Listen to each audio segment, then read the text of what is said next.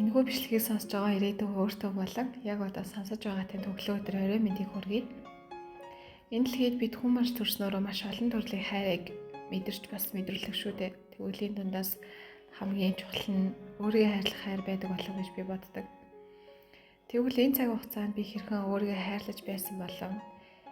Энийг сонсож байгаа хэн нэгэнд цаашдаа өөрийгөө хэрхэн хайрлаж болох аргуудаас хуваалцмаар байна. Өдөр бүр цагуу яг өглөөнөөс орой хүртэл ажил хийдэг хүмүүст яг өөрийгөө яаж хайрлах юм бэ гэдэг юм асуулт гарч иж магадгүй. Тэгвэл би эхлээд яг өөрийнхөө нэг түүхийг хуваалцмаар байна. Заавчлаа миний нөгөө хоолоо өвдсөн, дээрээс нь ханиад хүрсэн. Яг энэ дугаар амар шамирсан байдалтай бичиж байгаа учраас энийг сонсож байгаа хүмүүсээс уучлахгүй яа. Тэгээд ойрхон хоолоо утсаа тэгвэл уучлаарай. За би өмнөх влогоор болохоор яг сургуулаа төгсөөд шууд ингээд ажлын байранд гарсан талаараа ингээд ярьж исэн. Тэгвэл энэ удаа тэрийг бүр дэлгэрүүлээд хэлээ. За сургуулаа төгсөөд гэрээсээ гараад амар хол зам туулаад шинэ орчин, шинэ ажлын байран дээр гарч ирсэн. Тэгээд энд болохоор таних нэг ч хүн байхгүй, нэг ч найз байхгүй, амар ажлын урт цагтай шинэ орчин, шинэ ажил гэх ер нь амар удаан насан зохицдог над шиг хүнд бол надаас нэлээд их хүчин чармайлт гарсан. Тэг яг энэ цаг хугацаанд би өөргөө сэтгэл готролд баг зэргээр орсон байснаа сүүлд нь ойлгосон. Азар гэхдээ энийг надаас өөр хүн мэдээгүй. Тэгээд тэр цаг хугацаанд болохоор бүх зүйл амар утга учиргүй санагдаад, өдөр бүр уйлмаар санагдаад, амар олон хүнтэй, олон хүмүүсэнд байгаа мөртлөө ганцаардаад тэг бүр өдөр бүр өөрийнхөө яг дотор хүнтэй амар их тэмцэлцдэг байсан. Ядж яахт ингээд хоолнд харахгүй, нүүрэн дээр гинт амар их батга гараал. Тэг би бүр ингээд толинд бүтэн өөрийгөө ингээ харахаас амар ичдэг болсон байсан. Тэгтлээ ингээд нүрнээс ичдэг болсон байсан. Гэтэ эцэст нь ингээд энэ байдлаас өөрөө ч амар залхаад эхнээс нь эхлээд ингээд бүгдийг өөрчлөхөөр ингээд шийдсэн. Баг багаар өөрийнхөө сэтгэл готролтой тэмцээд жижиг алхмууд хийж эхэлсэн. Ойлгомжгүй мэдрэмжүүдээ өдрийн тэмдэглэл дээр бичээд ажлаачийн сэтгэлээсээ дурлаж идэг болоод ажлынхандаа баг зэрэгээр бас татналаад нүрээ огт будгаа болсон. Өмнө нь болохоор амар их батга гарч ахт нь нүрээ амар давхарлаж буддаг байсан бол нүрээ огт будгаа болоод яг өөрийгөө яг байгаа чигээр нь хүлээж авч хайрлахаар шийдсэн. За тэгээд миний энэ сэтгэл готролтой яг адилхан биш ч гэсэн өөр нэг хэлбэрээр өөр хэлбэрээр ямар нэг одоо айлын хүмүүс тохиолдог байх гэж би боддог сэтгэл готрлыг. Тэгэхээр ерөнхийдөө миний бодлоор сэтгэл зүйн ийм готролд орохгүй тулд өөртөө цаг гаргадаг, өөрийгөө хайрладаг болох нь амар чухал юм шиг санагддаг.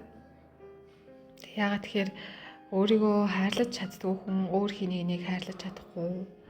Тэгээ ээж бас надад байнга хэлдэг байсан байхгүй юу? Эмэгтэй хүн эхлээд өөрийгөө хайрлаж сурах хэрэгтэй гэж хэлдэг байсан. За тэгэхээр одоо өөрийгөө хэрхэн хайрлаж болох аргуудыг тэгээд би өөртөө хэрхэн ажилласан,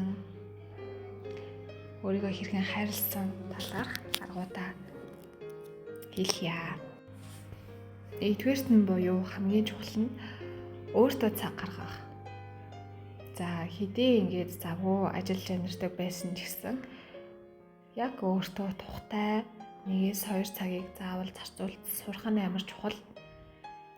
За яг энэ хугацаанд болохоор ганцаараа байх, тэгээд өөрийнхөө дуртай зүйлийг хийх, өөртөө хэрэгтэй болон сурч өгчих ямар нэгэн зүйлийг хийх тийм цаг гаргах нь хүний сэтгэл зүйд амар эргээр нөлөөлт юм байлээ.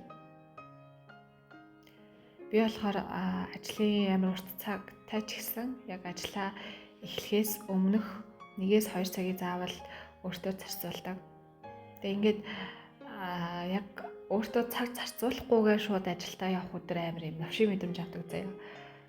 Амар уухаа. Яг өөртөө би ингээд цаг зарцуулж чадсангүй штэ. Ингээд тэр өдөржингөө миний мэдрэмж ингээд амар аимшигтай байдаг заяа. Тэгээд эсэргээр ингээд өглөө нь өөртөө цаг зарцуулаад өөртөө дуртай зүйлийг хийгээд эсвэл ингээд өөртөө хэрэгтэй ямар нэгэн зүйлийг хийгээд ажилдаа явахаар ингээд бүтэн өдөржингөө амар happy. Тэгээ яг ажил дээр ядардаг ч гэсэн тэрийг ингээл оройн гэхэд бартах жишээний амар юм жаргалтай ажиллаж чаддсан байлээ.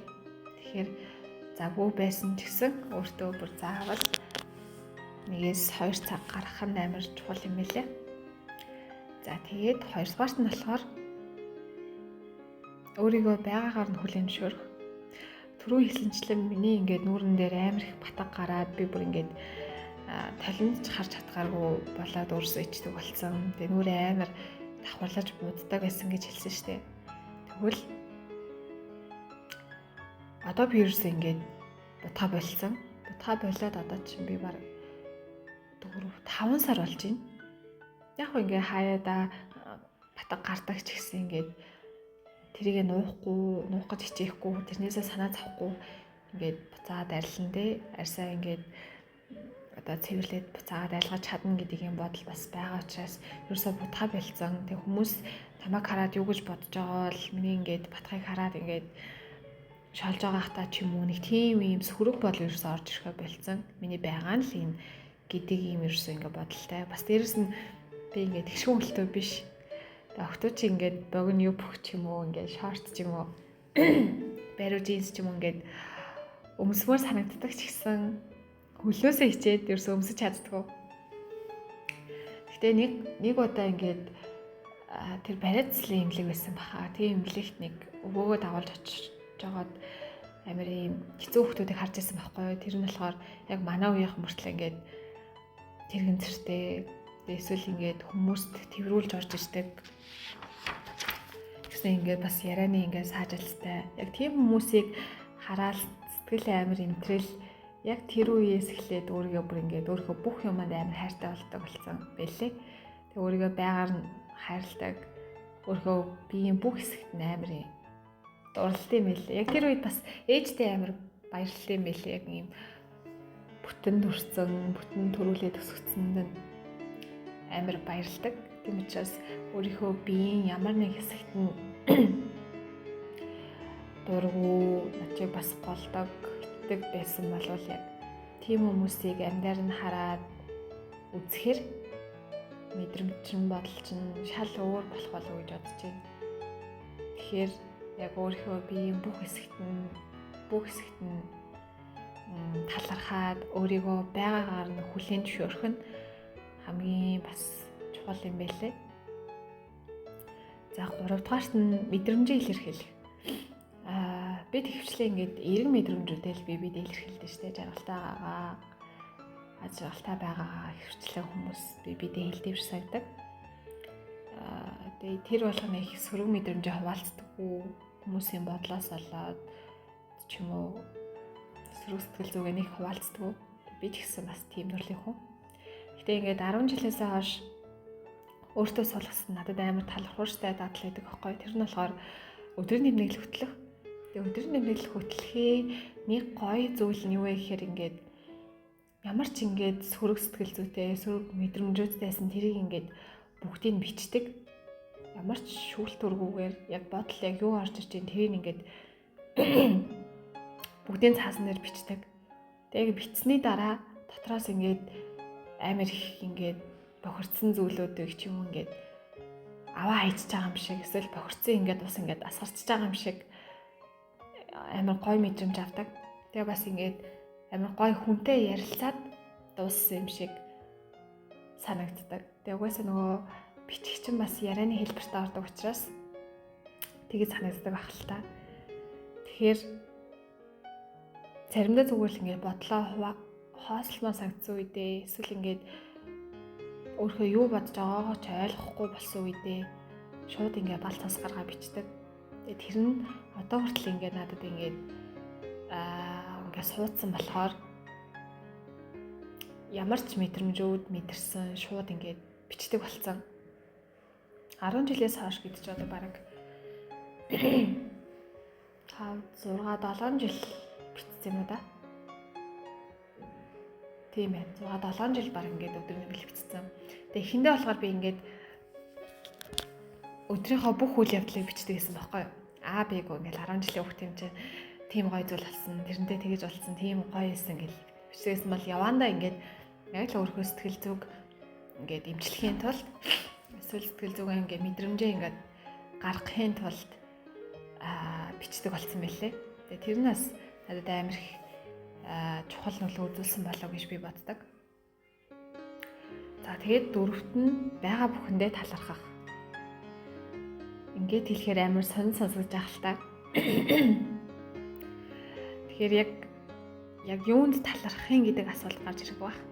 Тэгвэл YouTube дээр manifest with Marla гэдэг юм шинэлэд юм хэлээ. Тэрнэр болохоор ингээд өглөөний талархал, талархлаас гадна зөндөө олон юм манифестийн өгнүүдтэй видеонууд ингээд орсон байт юм хэлээ. Тэгээ би ямар азар тэр шинэлийг олж сонссон бэ гэж амар баярлах байхгүй одоо. Ягаад тэгэхээр тэр бичлэгийг үзээд бичлэгийг нийтдээ ер нь 21 хоног заавал сонсох хэрэгтэй. Тэгээ би 21 хоног сонсчоод ч гэсэн одоо ч гэсэн ингээд сонсоод байдаг.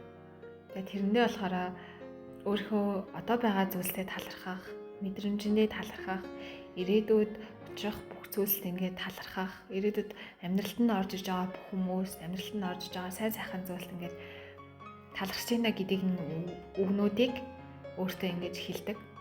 Тэгснээрээ яг сайхан зүйлсүүдийг, ирээдүйд орж ирэх гоё зүйлсүүдийг ингээд өөртөө татдаг гэж гардаг байхгүй юу? Тэгээд бас тэр бичлэгийг үзснээс хойш миний ингээд бодол бас амар өөрчлөгдсөн. Тэгээ бас миний ингээд хажуугийн хүмүүс ч гэсэн хэлж байгаа тэрийг ингээд чи сонсоод айгүй өөрчлөгдсөн байна гэж хэлж байгаа. Тэгэхээр заавал бас бичлэг үзэж сонсож ингээд талархахгүйгээр зүгээр л ингээд сууж агаал өөртөө байгаа зүйлсүүдийг бодоол одоо мэдэрч байгаа мэдрэмжүүдтэй ингээд анзаараад өөртөө байгаа бүхэндээ ингээд талархаж суурвал сэтгэл зүйд маш эерэг нөлөө үзүүлдэг юм байлээ. Яг тэгэхээр би нэг гормонтой холбоотой бичлэг үзчихсэн баха. Тэрэн дээр ингээд хүн ингээд талархах үед маш хүчтэй нэг төрлийн гормон ялгартай байна л та. Тэр гормоных нэрийг би санахгүй байна. Гэтэ маш их хэмжээний ингээд аз жаргал мэдрүүлдэг тийм гормон ямар ч тач ялгартай юм хэлээ. Тэгэхээр та хэд нэг сонсож байгаа хин нэгэн яг өөрийнхөө байгаа бүхэндээ талархаарай. Ягаад тэгэхээр чамд танд байгаа ямар нэгэн зүйлс дэлхийн өөр нэг өнцөг болонд байгаа нэг хүнд байхгүй байгаа зүйлс гэж бодохоор өөрийгөө амар азтай, өөрийгөө амар баян хүн гэж бодно. Өөрийгөө амар баян хүн гэдгийг ойлгох байхаа. За, тэгээд 5 дугаарт нь болохоор том ажлын ард бяцхан шагнал. За, энэ юу гэсэн үг вэ гэхээр оюутан байх хугацаанд яг өөртөө суулгасан дадал. Энэ ямар дадал вэ гэхээр би даалт ч юм уу, улирал дундын шалгаалт, дэлгэл тэнцэнүү, дэвшилгээний хурал ч юм уу, эсвэл миний хийдэг байсан подкастууд ч юм уу тэр яг өөрөөсөө цаг зав сэтгэл зүрхээ зориулж ингэж хийсэн ажлынхаа ард гараад би заавал ингээ өөрийгөө шагнаж сурсан. Тэгээ тэр нь заавал тийм том шагнал байх албагүй юм байлээ. Гой амттай хоол ч юм уу, эсвэл ингээд өөрийнхөө дуртай зүйлийг авч өгдөг ч юм уу, ном авч өгөх ч юм уу. Ямар нэгэн байдлаар л өөрийг ингээ урамшуулах нь өөртөө амар ингээд баярлах, зорилгоо биелүүлсэндээ юм талархах юм гоё кайф авт юм байлээ.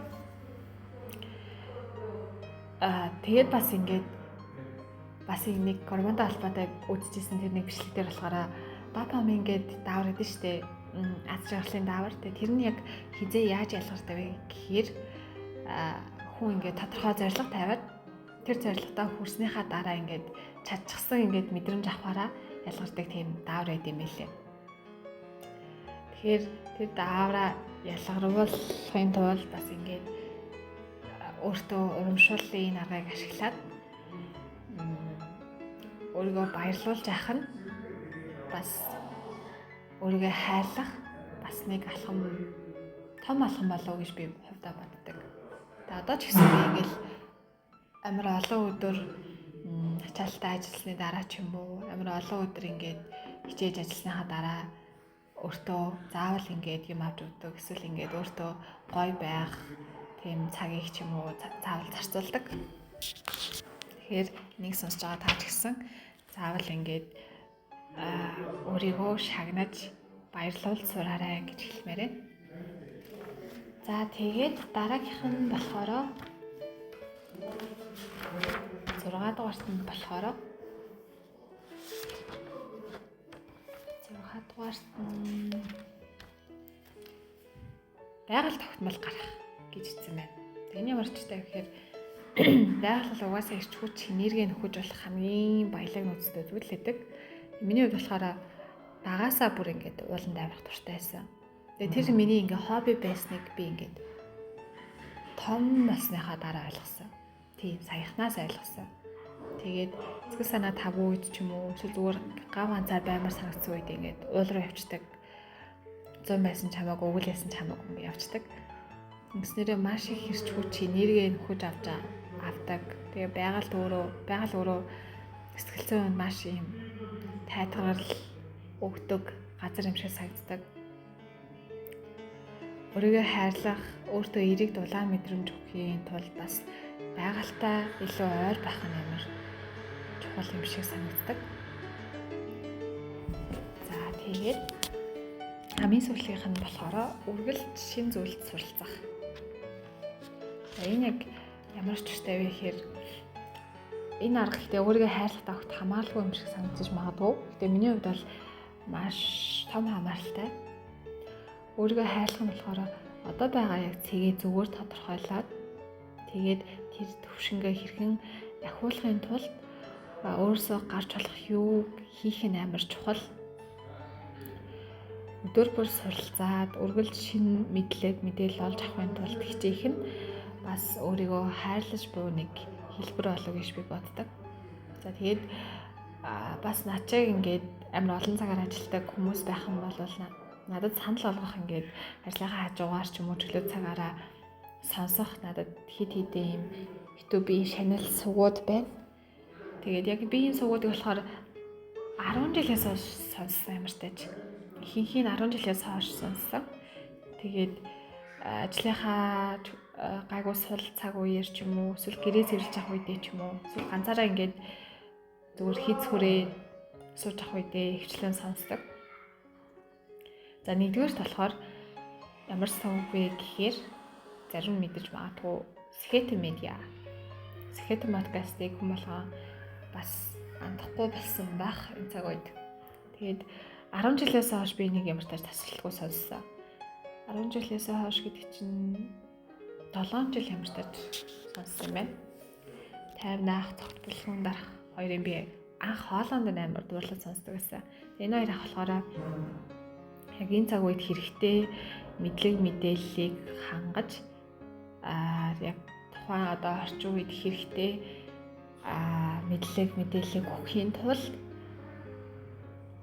тухайн одоо сэдвтэй холбоотой экспертүүд буюу одоо мэрэгчлэлтэнгүүдтэй ялцлага хийдэг. Надад болохоор хамгийн сүүл орсон тэр ураантай холбоотой тэр нэг бичлэг орсон байсан. Тэр бичлэгийг сонсороо гэж зөвлөмөр байна. Монголын яг нөөц баялаг ураантай холбоотой амар гоё бичлэг оруулсан. Усыг бүлэг гişмэд ярилцсан байсан баха. Тэгээд нийтдээ 140-50-аад бараг дугаар хийсэн. Дугаар болгон дээр амар гоё хүмүүсийг өгж оролцсон. Тэгээд дугаар болгон заавал хүн шинэ мэдээлэл өгөх чанартай гоё подкастууд болдог. Тэгээд энэ подкастыг заавал сонсоорой. За тэгээд хоёрдугаарт нь болохоор Unlock болохоор яг номын хорхоотуудад зориулсан дэлхийн одоо бестселлер номуудыг маш товчхоноор одоо ярьж өгдөг. Тэгшээ, Дэги, Наги гэд 3 хүн анх хөтэлдэг байж байгаад одоо тэгшээдээ их хоёр л хөтэлдэг болсон байлээ. Нагийн ахыг таад мэдэн штэ нөгөө ховдоос Харвард руу гээд номыг зохиодог бас айгүй мундаг ах улсын хурлын ямар сайд байлаа, нэг сайд болсон амар тааш нэг хүн байгаа. За тэгээд 10 жилээс хойш сонссон. Тэгээ энэ номыг яг яах гэж юу сонсдог болсон бэ гэхээр их сургуульд байхад нөгөө одоо тэмцээн уралдаан ч юм уу, эрдэм шилгээ ч юм уу эсвэл нэг тиймэрхүү зүйлүүд дээр их сурвалж одоо болох гэж сонсдог. Яагаад тэгэхээр номч өөрөө хамгийн чухал нөгөө том их сурвалжийн баримт бичиг агуулсан их сурвалжтай ордог. Тэгээд тэндээс одоо номнуудыг сонсож санаа авахын тулд, багаар ажиллахын тулд, одоо тэмцээнд бэлтгэхийн тулд бас аягүй сонсдог. Тэгээд хүмүүс ч гэсэн амар зөвлөх, сонсороо гэж хэлэх амар дуртай. Хотын төвөгжрэлт ч юм уу эсвэл гэртээ юу ч хийхгүй байгаа уцаа оролцож авах үедээ нэг цаг гарны ном сонсоход маш их үр өгөөжтэй болов уу гэж би бодож байна. За тэгээд 3 дугаарт нь болохоор Бүрийн университет. За энэ ах бол угаасаа ойлгомжтой хүн болгоо мэднэ. Тэгээд алаг болохоор нэг цаг гаруй ингээл бас заримдаа хүн чинь залхаж штэ. Тэгээд хүний анхаарал айгүй бас богино хугацаанд төвлөрдөг, хурдан сарндаг болохоор аналогоос ингээд залхаад илүү богино ингээд товч тодорхой ингээд ном сонсохын тулд Бүрийн университетийг сонсч эхэлсэн. Тэгээ дэлхийн бестселлер шилдэг номнуудыг хамгийн богино хугацаанд баг 10-20 минутанд ярьдаг баха товчлоод. Тэгээ товч тодорхой ойлгомжтой ярьдаг. Бас би нахаа хоолой нартай. Тэгээд хамгийн сүүл сайхан нөгөө Африк ТV-ээр аялсан 2 сарын аяллахаа бичлэгийг нэг цагийн влог болгож гаргасан мэлээ. Тэр влогийг үзээд би яг Африк явах тийм хүсэл бүр амар их төрдөг болсон. Бас миний мөрөөдлүүдийн нэг болсон. За тэгээд Бүрийн университетийг чөлөө цагаараа заавал сонсоорой гэж зөвлөе. За дараа нь болохоор Мандула Эра подкаст. Мандула хайг мэдэх байх юм болохоор эрүүл мэндтэй холбоотой подкастууд хийдэг. Эрүүл мэндийн ерөнхийдөө боловсрол олгодог подкаст. Тэгээ миний хамгийн дуртай нь тарих эзний уялдаа холбоо гэдэг Герман эмч орж ирсэн байдаг. Оруулж ярилцсан дугаар байдаг. Тэр дугаар нь бүр үнэхээр гоё дугаар. Тэгээ ер нь одоо үед яг өөртөө хайртай хүн гэж өвдснийхоо дараа ингээд өөрийгөө хэмжилдэг хүнээс илүү өвдгөөсөө өмнө өөрийгөө сэргийлдэг, арчилдаг хүнийг илдэг болов гэж би боддог. Тийм учраас өөрийнхөө эрүүл мэндэд бас тарихаа, ходоодоо бие хайл нэг хэсгүүдийг ч юм уу бас ойлгохыг, мэдхийг, яаж ажиллахыг ойлгоод ирчихээр тэрийг одоо яаж ажилуулах эсвэл өөртөө зохицож болох юу хийж болохыг ингээд бас боддог болчих тийм байлээ. Жишээлбэл бас өмнө нь би ингээд амар чихэрлэг зүйл ер нь ингээд хаяа уу идчих гээд байсан бол яг энэ подкастуудыг сонсоод нэрээ саагарч яг ингэж хүний бие нөлөөлөд ийм юм үр дагавар гаргадаг ингээд сонсоод мэдчихээр бас их тийм идэх хүсэлж бас ингээд багасчтэй мэлээ. Тэгээд таад тархитай холбоотой, ходоодтой холбоотой, саагартай холбоотой бичлэгүүдийн олоод сонсоод үзээрэй гэж хэлмээр байна. Хамгийн сүүлийнх нь Lemon Press цагуугийн чиглэлийн сувг. Ганцхан энэ цагуугийн талаар бичлэг оруулахаас гадна Монголоос гараад ингээд дэлхийд гарцсан амжилттай ажиллаж амьдарч байгаа. Тэгээд цагуугийн эрхчлөөнд хүрчгсэн Монгол мундаг ингээд хүмүүсийн амьдралынхаа талаар ч юм уу, нэг өдрийнхаа талаар эсвэл тэр одоо амьдралыг хэрхэн бүтээсэн талаар тэр зүйлсүүдийг ингээд ярьж хуваалцдаг. Тэр нь надад амар таалагддаг. Теслад ажилладаг хүн, Microsoft ажилладаг хүн байгаа. Тэгээд ямар тест дэлхийн ингээд шилдэг байгууллагуудад эмнэлгүүд ч юм уу, сургуулиуд ч юм уу дандаа ингээд монгол хүмүүс ажиллаж ийн гэхээр амар юм бахархах мэдрэмж төрдөг юм байлээ. Ваа, монгол хүн ийм мундаг газар ажиллаж штэ. Тэгвэл энэ хүн яаж ингэж ажилладаг болсон юм бол, юу ингэж нөлөөлдөг болсон юм бол Гэт амар дурлаж сонсдог байлаа. Та бас нэг бичлэгийг үзвэл таалагдах хаа гэж бодож байна. За тэгээд эцэст нь өгнөж хэлэхэд өөрийгөө хайрлаж сурсан хүн өөр нэг бас чин сэтгэлээсээ хайрлаж чадна. Тэр дундаа эмэгтэй хүн ирээдүйн нөхөртөө үн цэнтэй байхын тулд эхлээд өөрийгөө хангалттай хайрлаж сурсан байх нь амар чухал юм шиг санагддаг. Тэгжээж гэмээн өөрөөсөө илүү хайрлахын нэг болж аз жаргалтай амьдралыг туслаж чадна гэдэгт би итгэдэг. Тиймээс өдөр бүр өөрийгөө хайрлах ямар нэгэн зүйлийг хийдэг байгаарай. Баярлалаа.